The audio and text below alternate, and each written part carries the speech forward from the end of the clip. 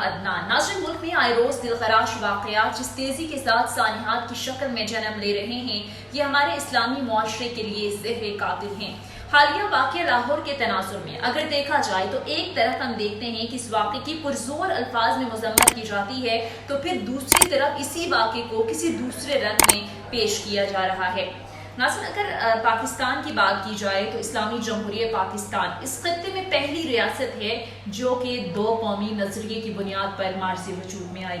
ہمارا کلچر، ہماری ثقافت کسی طرح سے بھی مادر پدر آزاد مغرب سے بالکل بھی مطابقت نہیں رکھتی، جو کہ ہماری آج کی یوتھ کو، ہماری نوجوان نسل کو سمجھنا ہوگا کہ ہمارے ایک علیحدہ سے تشخص ہے، ہماری علیحدہ سے ایک پہچان ہے، لیکن ہماری بدقسمتی دیکھیں، ہم رہنا تو مسلمان چاہتے ہیں لیکن صورتحال اس چیز سے قطعی مختلف ہے۔ رہنا ہم مسلمان چاہتے ہیں لیکن اپنے رہن سہن اور تہذیب و تمدن سے بغاوت کر کے مغرب کے دل دادا نظر آتے ہیں۔ ہمارے نوجوان نسل جو خود کو روشن خیالی کے نام پر مغربی ثقافت کے ذریعے یہ بتانے پر باسط ہے کہ ہم ماڈریٹ کلچر کے ذریعے ہی خود کو روشن خیال ثابت کر سکتے ہیں، کیونکہ اس ساری صورتحال کے تناظر کو اگر دیکھیں تو غلامی کے اثرات 200 سال تک، یعنی 200 سال کے بعد بھی ہمارے دماغوں پر راج کر رہے ہیں۔ ہم آزادی کے 75ویں سال میں داخل تو ہو چکے ہیں لیکن ہمارے ذہنوں سے ابھی تک مغرب کی برتری نمایاں نظر آتی ہے۔ ہم روایتی لباس کے بجائے مغربی لباس پہن کر فخر محسوس کرتے ہیں، جو کہ ذہنی غلام ہونے کا ایک بڑا واضح ثبوت ہے۔ ناظرین، اب ذرا آ جاتے ہیں 14 اگست کو جو ہوا۔ 14 اگست کا یوم آزادی پر گریٹر اقبال پارک میں مینار پاکستان پر جو واقعہ رونما ہوا انتہائی قابل مذمت ہے۔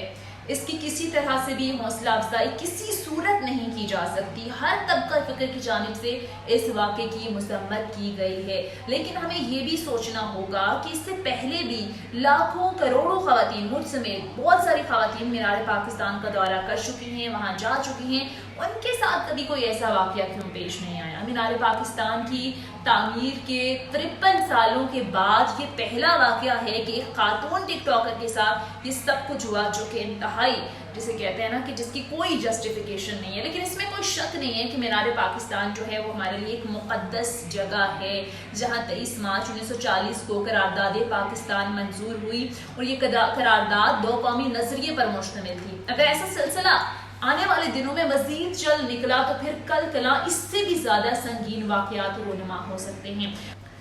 اب ناظرین، کہ ٹک ٹاک کا سلسلہ ہماری تاریخی مساجد، ہمارے مقدس درباروں اور تاریخی عمارات کو بھی اپنی لپیٹ میں لے رہا ہے۔ اب سوال سب سے اہم یہ ہے کہ آخر اس سلسلے کو لگام کس نے ڈالنی ہے؟ ہم دیکھتے ہیں کہ جب بھی قوانین کمزور پڑ جاتے ہیں تو پھر جنونی صرف جو لوگ ہیں وہ قانون کو اپنے ہاتھ میں لے کر خود فیصلہ سازی پر اتر آتے ہیں۔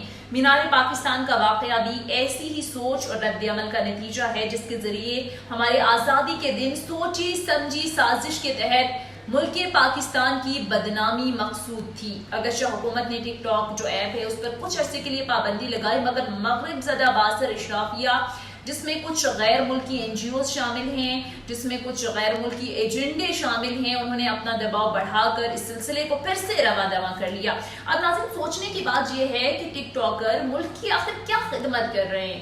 ماں سوائے اسلامی تشخص، ہمارے کلچر، ہماری روایات اور ہماری اخلاقیات کو تباہ کرنے کے علاوہ کیا ان کی کیا خدمات ہے معاشرے میں؟ حالیہ واقعات میں سوشل میڈیا میں بھی ایک طرف ٹک ٹاکر کی حمایتی اپنے دلال دیتے ہوئے نظر آتے ہیں، تو دوسری طرف ہم دیکھتے ہیں کہ ٹک ٹاکرز کے خلاف جو ہیں وہ بڑی ایک پوری کیمپین ہمیں سوشل میڈیا پر نظر آتی ہے، لیکن ریاست ہمیں کہیں نظر نہیں آ رہی جو کہ ایک ماں کا کردار ادا کرتی ہے۔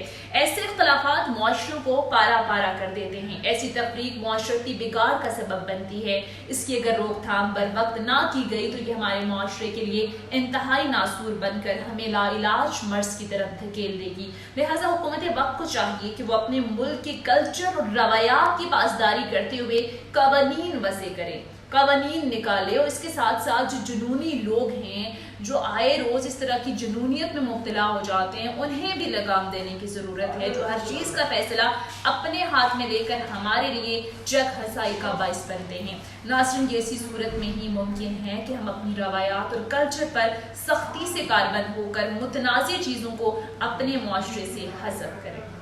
یہ تھا ہمارا آج کا ویلاگ. امید کرتی ہوں کہ آپ کو ضرور پسند آیا ہوگا. اس حوالے سے فیڈ بیک ضرور دیجیے گا. انشاءاللہ کچھ مزید اچھی ویڈیوز کے ساتھ دوبارہ سے آپ کی خدمت میں حاضر ہوں گے. اپنا بہت سارا خیال رکھیے گا. خدا حافظ.